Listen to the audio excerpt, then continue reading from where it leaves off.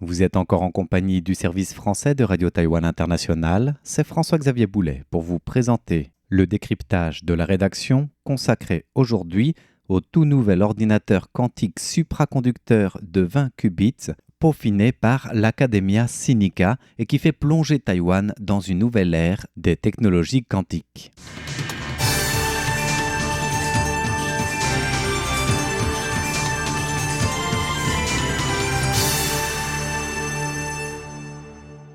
C'est en effet une nouvelle étape majeure qui s'ouvre dans le développement des technologies quantiques à Taïwan avec ce tout nouvel ordinateur quantique supraconducteur d'une capacité de 20 qubits développé par l'Academia Sinica et qui offre une stabilité améliorée et des capacités de calcul étendues.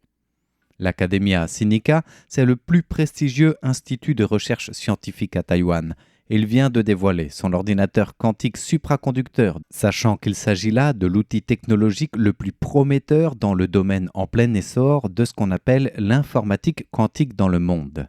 Car en effet, contrairement aux ordinateurs classiques entre guillemets, qui travaillent en langage binaire pour le traitement de l'information, donc soit 0, soit 1, les nouvelles technologies et l'ère du quantique offrent aux nouveaux ordinateurs d'utiliser des qubits qui sont capables, eux, de représenter simultanément 0 et 1. Une capacité qui permet aux ordinateurs quantiques d'explorer de nombreuses solutions possibles en parallèle, ce qui devrait rendre certains calculs bien plus rapides que ceux de nos machines traditionnelles déjà ultra rapides. Pour donner une image grand public inspirée du site PostQuantum, imaginons l'ordinateur classique comme un individu lambda à l'entrée d'un labyrinthe et qui va explorer un chemin à la fois jusqu'à trouver le bon.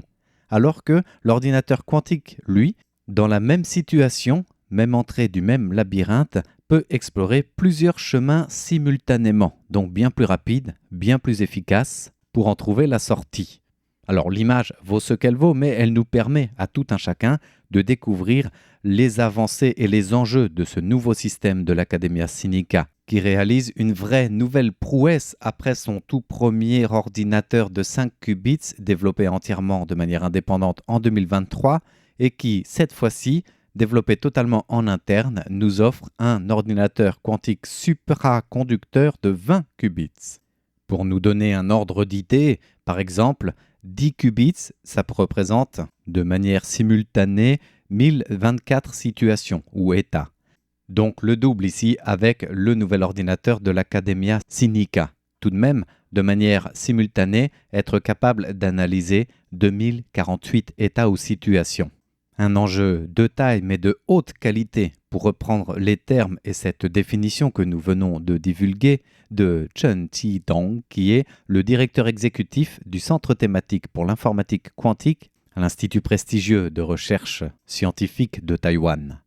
Et l'Academia Sinica précise qu'une amélioration significative de la stabilité des qubits offre une meilleure stabilité de la recherche elle-même, du travail informatique et surtout le temps de cohérence, c'est-à-dire la durée pendant laquelle un qubit peut maintenir son état quantique sans être altéré, donc le temps qu'il est le plus optimal et efficace, a été largement décuplé puisqu'il était de 15 à 30 microsecondes dans le système de l'ordinateur à 5 qubits de 2023 et il passe dans le nouvel ordinateur dévoilé cette semaine à 530 microsecondes.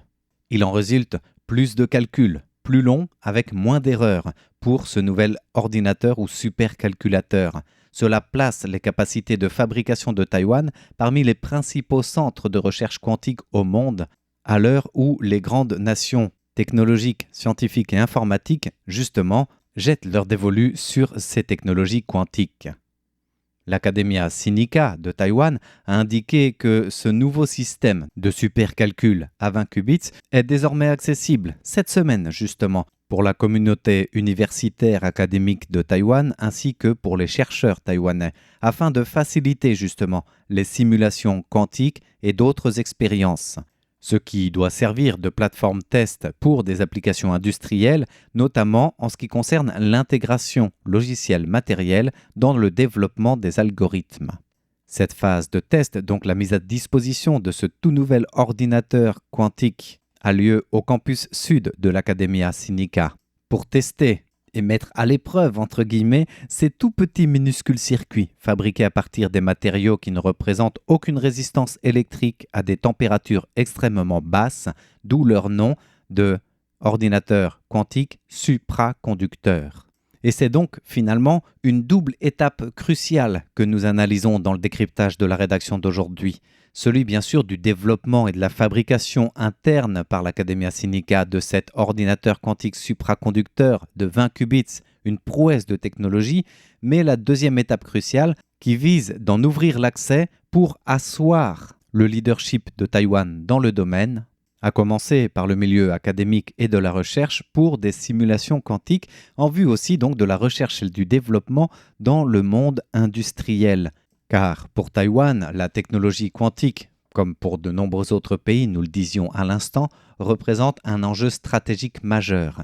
Pour Taïwan, c'est bien sûr viser de garder la suprématie technologique mondiale des semi-conducteurs en l'élargissant aux nouvelles tendances. Et le quantique, quoi de mieux que de pouvoir s'appuyer sur l'expertise unique des semi-conducteurs dans la fabrication de ces micropuces, mais aussi le développement du savoir-faire et des technologies clés de Taïwan. L'objectif, c'est donc de transformer Taïwan en un pôle incontournable pour la fabrication des puces quantiques à grande échelle pour le calcul de haute performance. L'enjeu, c'est aussi, nous le disions, de passer de la théorie à des machines réellement exploitables, donc à la pratique. Et là, bien sûr, en filigrane, on se rappelle la forte amélioration de la cohérence, donc de la durée de vie optimale du qubit en activité, passant de 15 à 30 microsecondes à plus de 530 microsecondes, augmentant considérablement la stabilité, la fiabilité et la durée possible des supercalculs, puissants et rapides.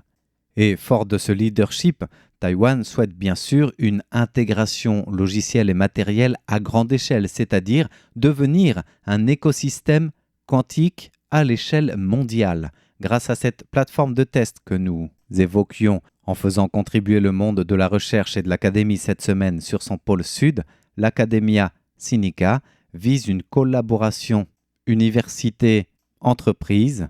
privée et publique. Cela peut permettre, en plus de se concentrer sur la puissance de calcul, objectif premier de ces ordinateurs quantiques supraconducteurs, de se concentrer aussi sur d'autres technologies quantiques au service de la souveraineté numérique des nations, de la sécurité, à l'ère quantique où nous pouvons aisément penser, outre l'indépendance technologique, les besoins de cryptographie quantique, face aux menaces qui grandissent en même temps que la nouvelle technologie dans ces mêmes domaines de cybernétique. Voilà donc pour la présentation du décryptage de la rédaction et du dévoilement par l'Academia Sinica de son tout nouvel ordinateur quantique supraconducteur de 20 qubits et de la grande plateforme test annoncée tout au long de cette semaine sur le pôle sud de l'Academia Sinica. Merci de votre écoute. C'était François-Xavier Boulet au micro de Radio Taïwan International.